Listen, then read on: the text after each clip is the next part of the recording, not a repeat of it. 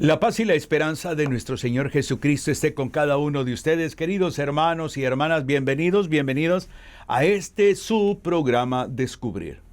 Qué bueno llegar a ustedes a esta hora del día, para que a la luz de la palabra podamos seguir reflexionando en torno a la acción del Espíritu Santo. Hoy voy a compartir contigo esta reflexión sobre el Espíritu Santo en la vida del creyente.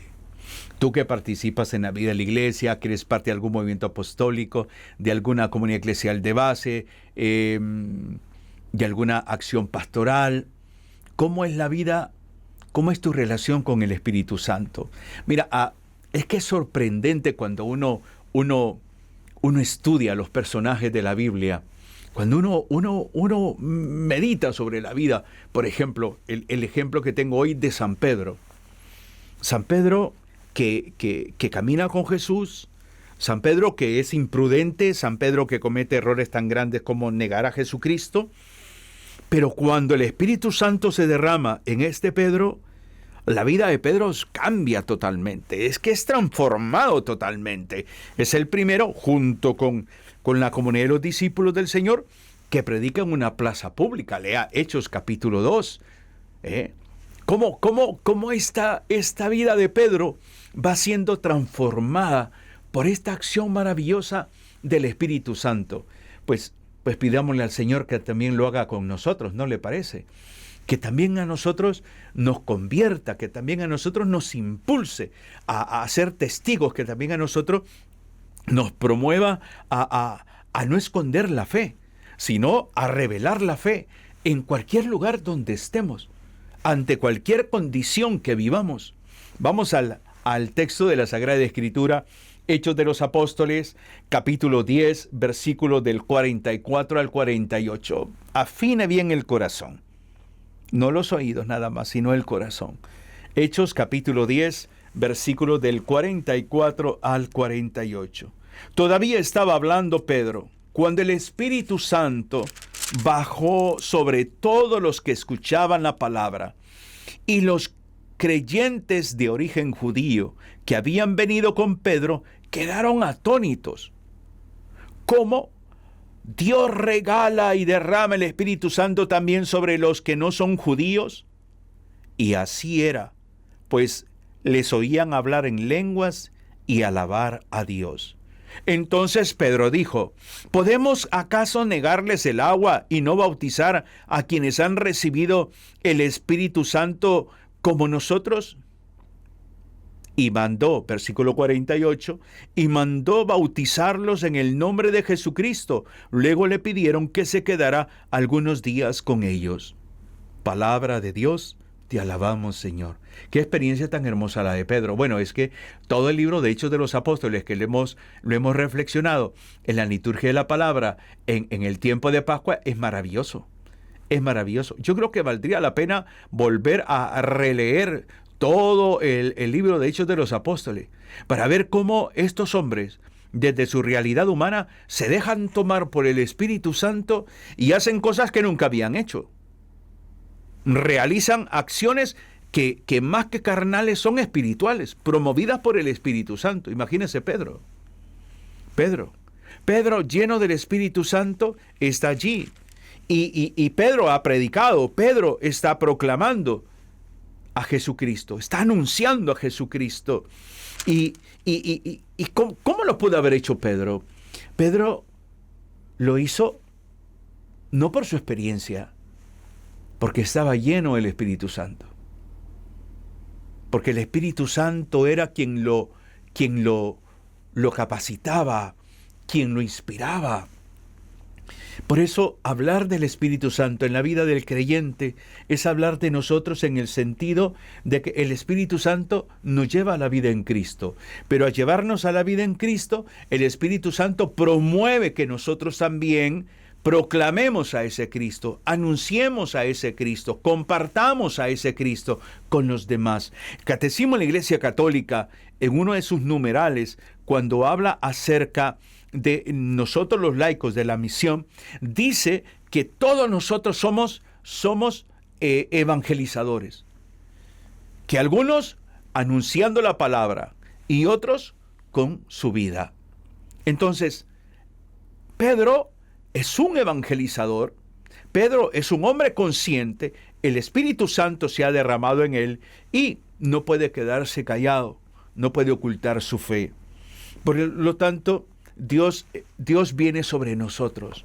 Es el Espíritu Santo el que viene, es esa fuerza de Dios que viene a impulsarnos a ser testigos de Cristo. Cuando nosotros hacemos un examen de conciencia y nos preguntamos qué tipo de fe estoy viviendo, qué tipo de vida de fe estoy llevando a cabo, ¿es una vida testimonial? ¿Es una vida que comparto libremente mi fe con los demás? ¿Es una vida que simplemente la revelo en mi comunidad cuando voy a la Eucaristía el domingo, cuando hay un rezo del rosario? Pero ¿y qué pasa con el resto de los días? El Espíritu Santo en la vida del creyente va generando un estado de conciencia de que no podemos dejar de hablar de lo que hemos visto y oído. No podemos. Por eso siempre digo yo que el cristiano en la vida de un creyente, en la vida de un cristiano, no hay vacaciones. No hay vacaciones. ¿Por qué? Porque sí, dejas de trabajar, pero sigues orando, sigues sirviendo, vas a la parroquia, que vas a otra ciudad a pasar un par de días, y ahí tú haces un gesto de solidaridad, le das algo a un pobre, estás evangelizando. Toda acción de la iglesia, Pablo VI dirá en Evangelii Nunciandi, toda acción de la iglesia es evangelizadora. Por lo tanto, no nos tomamos vacaciones. Aunque descansamos, reposamos en casa, ahí estamos evangelizando, con actos de servicio, con el ser pacientes, el dar un consejo, el orar por algún hijo, la hija, por el cónyuge, el hacer un momento de reflexión. O sea, siempre está ahí. ¿Por qué? Porque el Espíritu Santo lo que va haciendo en nuestra vida es que nos va llevando a una vida de testigos de Cristo. De testigos de Cristo. Y por eso es que ser testigos de Cristo es entender que el Espíritu Santo nos da la fuerza para vivir, para anhelar vivir en comunión, para promover el reino, para edificar la vida de otros. Que el Espíritu Santo, que lo tenemos desde el bautismo, que mora en nuestra vida interior, nos va como inspirando, animando, acercándonos más al Señor, a la iglesia, al prójimo. ¿Has experimentado tú algún cambio en tu vida a partir de estar en la comunidad? ¿Se te nota ese cambio? Se nos notará a cada uno de nosotros viendo nuestra historia antes de Cristo, viendo nuestra historia ahora con Cristo. ¿Cuál es la diferencia? ¿Cuál es la diferencia? ¿Cuál es la diferencia en el manejo de tu temperamento? ¿Cuál es la diferencia en el trato con tus familiares? ¿Cuál es la diferencia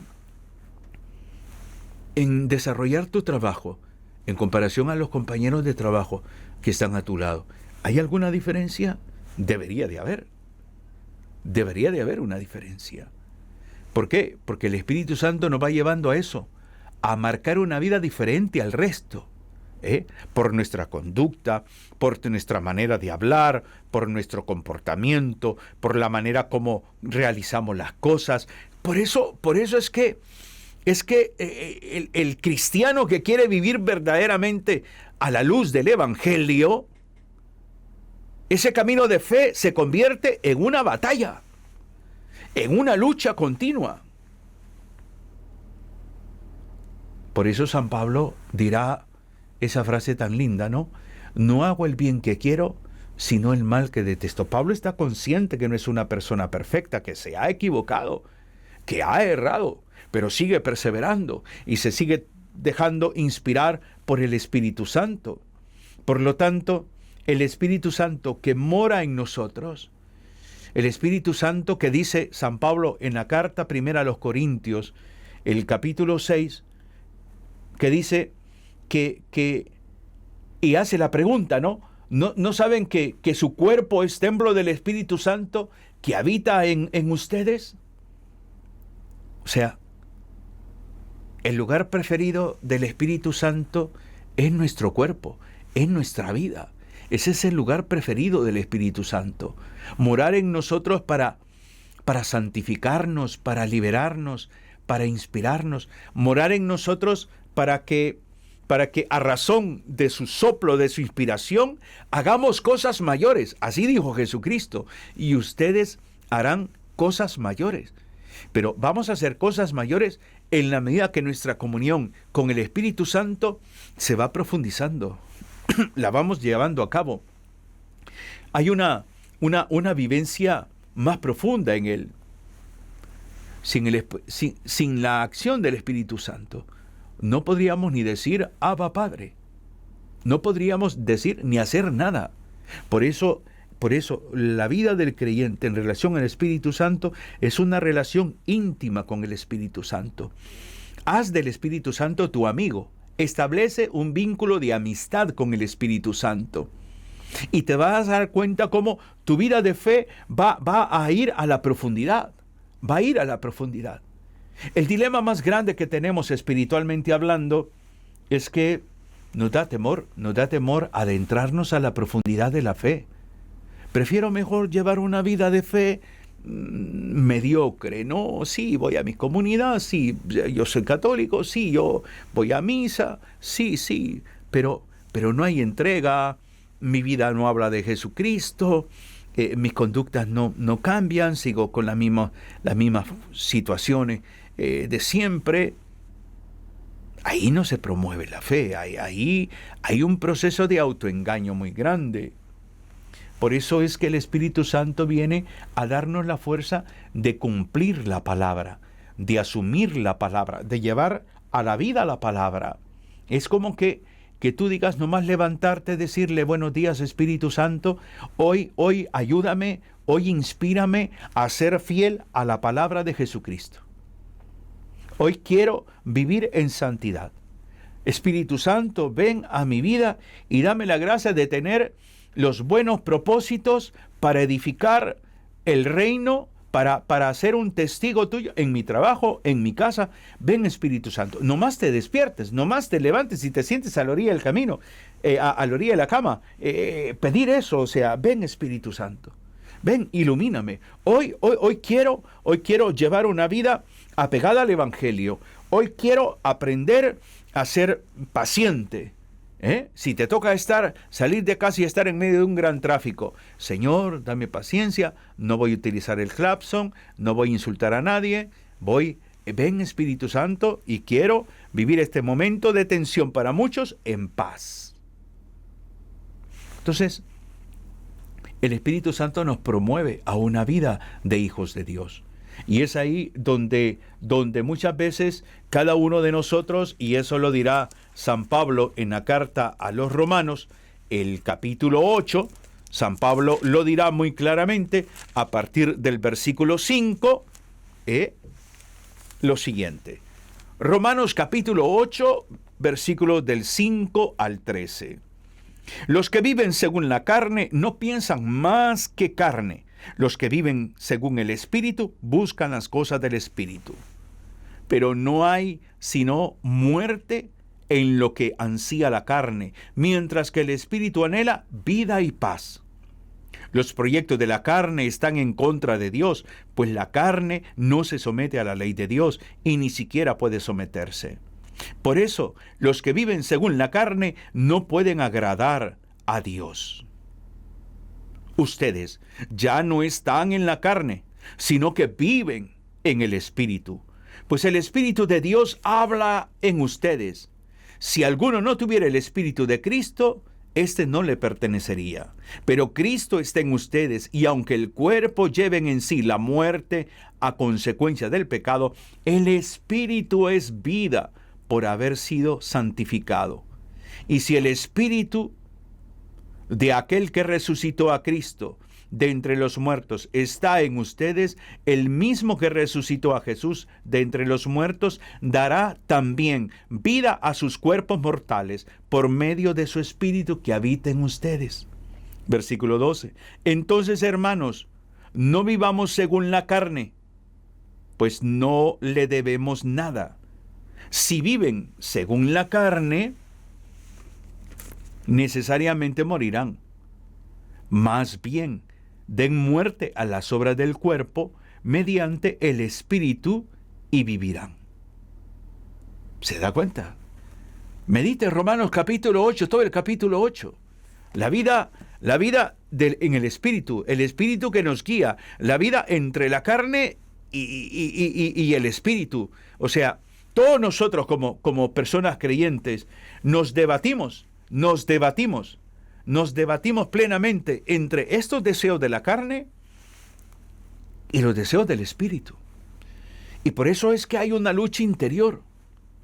Y en la medida que nosotros vamos alimentando nuestra relación con el Espíritu, vamos aprendiendo en el nombre de Jesucristo y por la gracia del Espíritu Santo, dominando la carne que hay en nosotros. Y para ello entonces estamos llamados a tener esa comunión con el Espíritu Santo. Por eso, San Pablo va a hablar de dos tipos de mentalidad: la mentalidad carnal y la mentalidad espiritual. La mentalidad de la carne está dominada por el yo, por lo mío, por el que yo quiero. Eso es el egoísmo. Todo está centrado en mí, en mis deseos, en mis pasiones, en cómo siento satisfacción, humanamente hablando. Y ahí entonces le damos rienda a nuestros impulsos.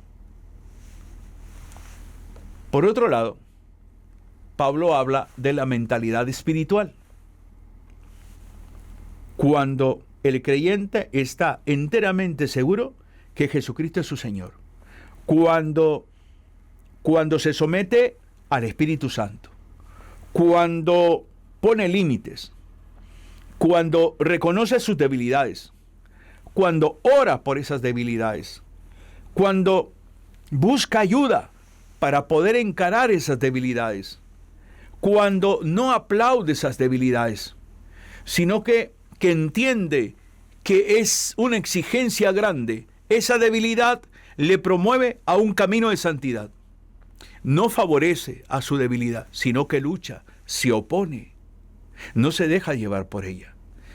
Esa mentalidad espiritual donde es la gracia de Dios quien busca en nosotros lo que dirá el versículo 6 del capítulo 8 de los Romanos.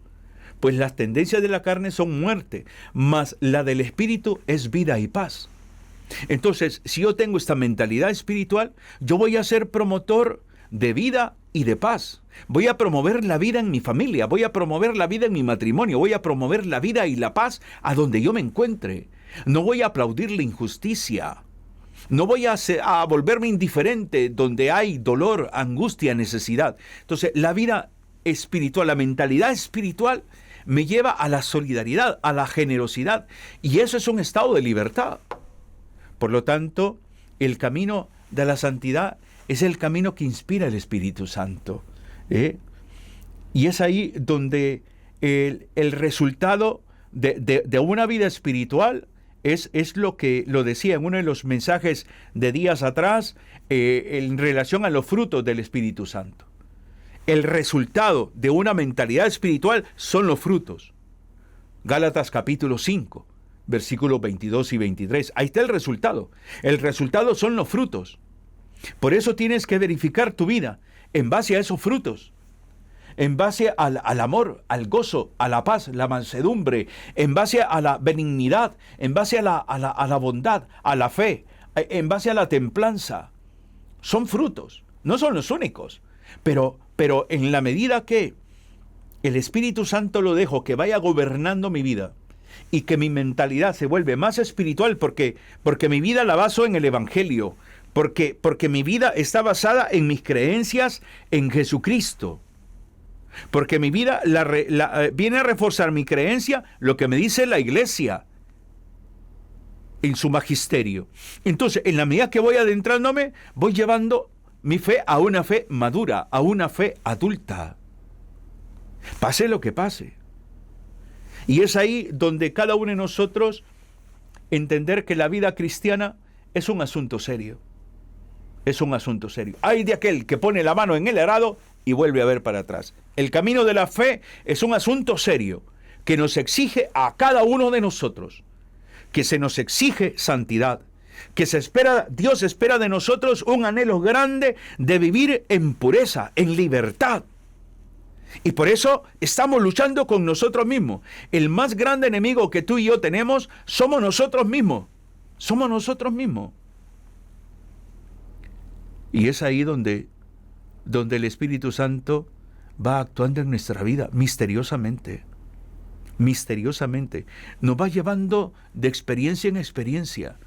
Pero insisto, lo que decía en días anteriores, la clave en todo esto es la docilidad. Es como cuando llueve. No sé si tú cuando niño, cuando adolescente, cuando llovía y hacíamos barcos de papel y lo poníamos en la corriente del agua y uno miraba cómo ese barquito se iba de papel y se iba y se perdía.